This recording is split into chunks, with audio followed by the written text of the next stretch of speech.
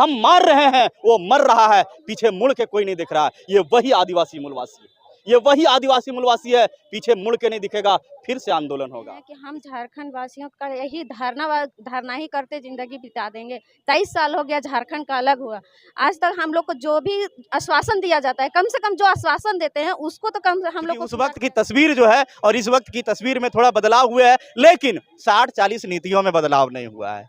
60-40 नीतियों में अभी भी बदलाव नहीं हुआ है।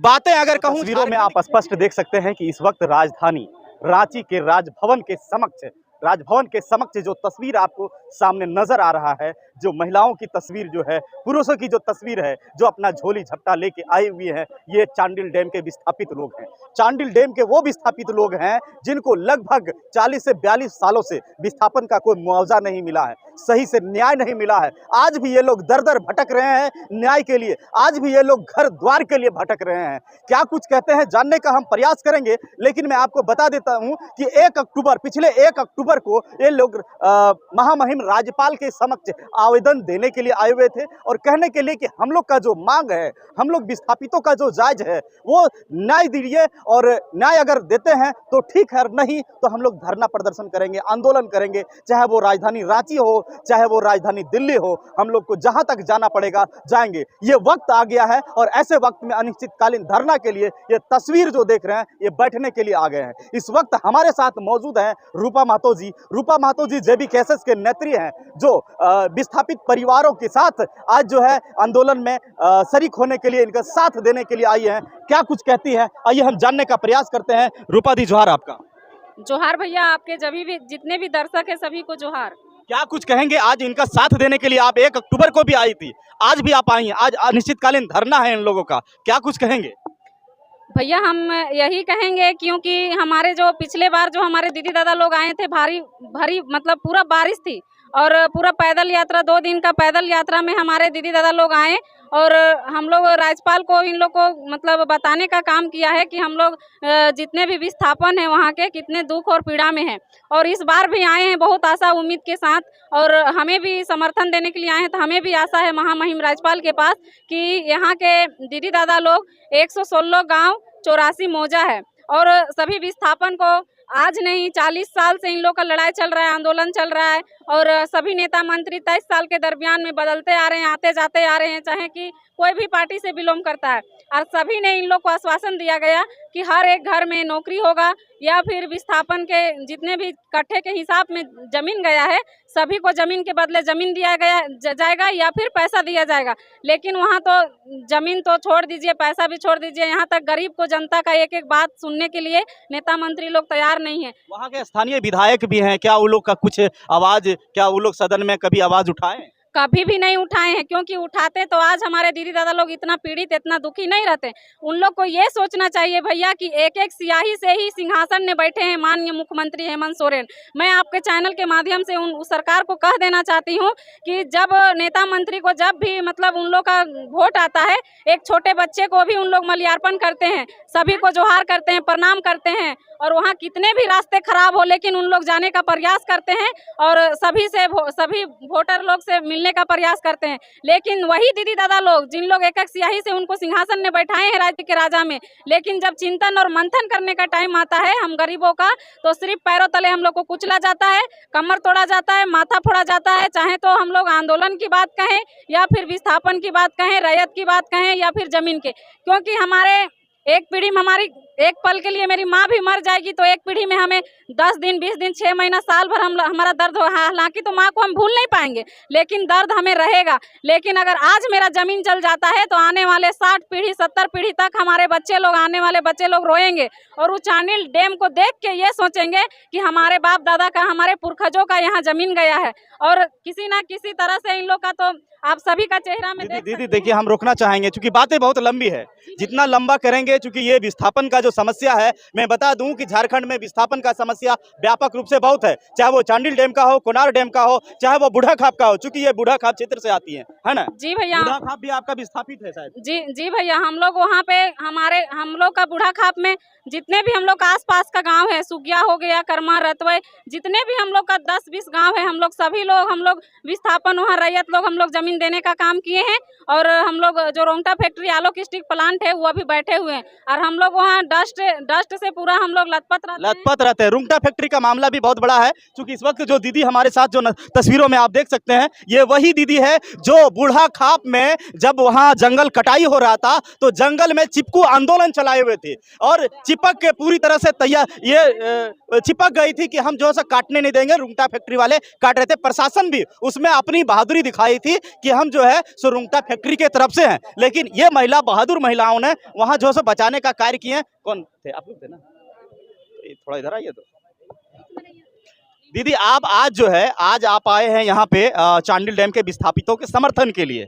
आप लोग भी बूढ़ा खाप रुंगटा फैक्ट्री के प्रदूषण से पीड़ित हैं। आप इनके दर्द को समझने के लिए आए हैं, इनके साथ देने, क्या कुछ कहेंगे आप? हम जोहार करते हैं आपका चैनल को। हम यही बोलना चाहते हैं कि हम झारखंड वासियों का यही धारणा ही करते ज़िंदगी बिता देंगे। 23 साल हो गया झारखंड का अलग हुआ। आज तक हम लोग को जो भी आश्वासन दिया जाता है, कम से कम जो आश्वासन देते हैं उसको तो कम हम लोग को पूरा किया जाए।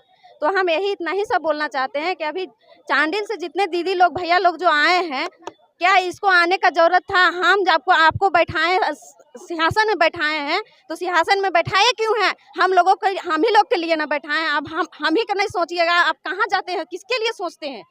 अगर मेरा जो देने का जो आश्वासन दिए हैं वो तो कम से कम दे दीजिए, और हमको तो कुछ नहीं चाहिए। हम तो आपको अलग से नहीं मांग रहे हैं।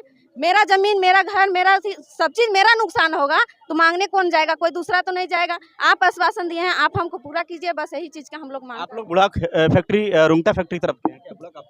जी हम। आप दीदी कहाँ से हैं? हम भी वहीं कर्मा बूढ़ा खाप से आए हैं, वहीं से। आप लोग जो है इन विस्थापितों के सहयोग के लिए आए हुए हैं? रामगढ़ से हैं, गुड़िया महतो हैं।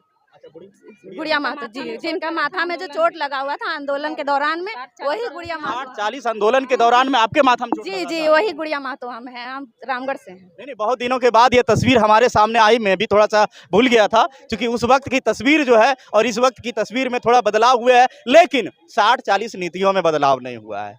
60-40 नीतियों में अभी भी बदलाव नहीं हुआ है। बातें अगर कहूँ झारखंड की ना, तो बहुत सारे समस्या है, बहुत सारे मुद्दे हैं। जितना मैं झारखंड को देख रहा हूँ, जितना मैं समझ पा रहा हूँ, आज ये चांडिल डैम का ही बात नहीं है। चाहे वो कोणार्क डैम की विस्थापित को हो, चाहे वो आपका धनबाद का हो, चाहे वो क्या बोलते हैं पतरातू का हो, चाहे आपका बड़का गांव का हो, चाहे कितना झारखंड में जितना भी मैं कहूँ ना बहुत कम है, क्योंकि खनिज संसाधन झारखंड में 50% सोना भी निकल गया है।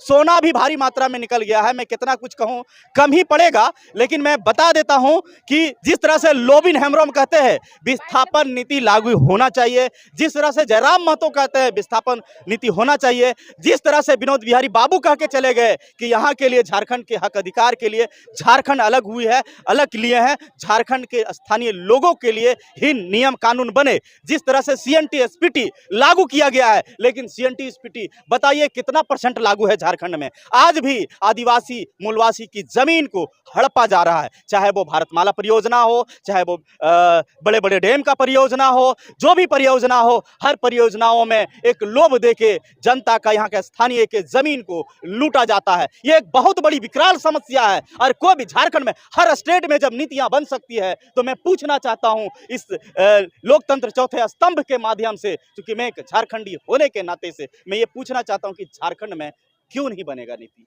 क्यों ये विस्थापित परिवार, ये जनता सिर्फ एक अंगूठा वोट करने के लिए है? क्या ये लोग जो माताएं जो आई है बच्चों को लेके, ये दादी माँ जो तस्वीरों में देख सकते हैं, जो पद यात्रा करते हुए आज ये आई है, क्यों आई है? ये लोग वोट क्यों देती है?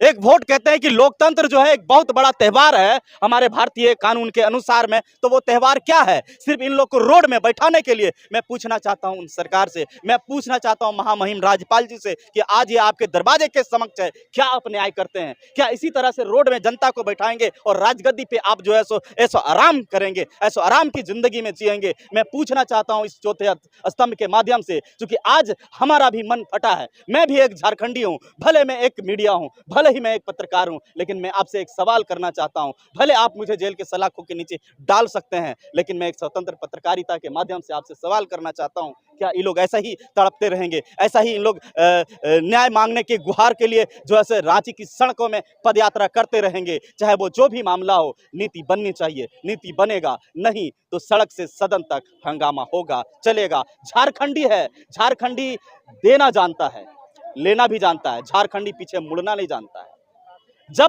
जब अंग्रेज के जमाने में 1800 पहले की ईस्वी में 57 के ईस्वी में जब लड़ाई लड़ी गई थी, उस समय जो है अंग्रेज ये खड़ा होकर देख रहे थे कि एक तरफ से मेरा 10,000 का सेना है और एक तरफ जो है उधर से सैकड़ों की संख्या में आदिवासी मूलवासी है। तो आदिवासी मूलवासी तीर कमान लेके आ रहे हैं, लेकिन वो सिर्फ मरते जा रहे हैं। हम मार रहे हैं, वो मर रहा है, पीछे मुड़ के कोई नहीं दिख रहा है। ये वही आदिवासी मूलवासी है, ये वही आदिवासी मूलवासी है, पीछे मुड़ के नहीं दिखेगा, फिर से आंदोलन होगा।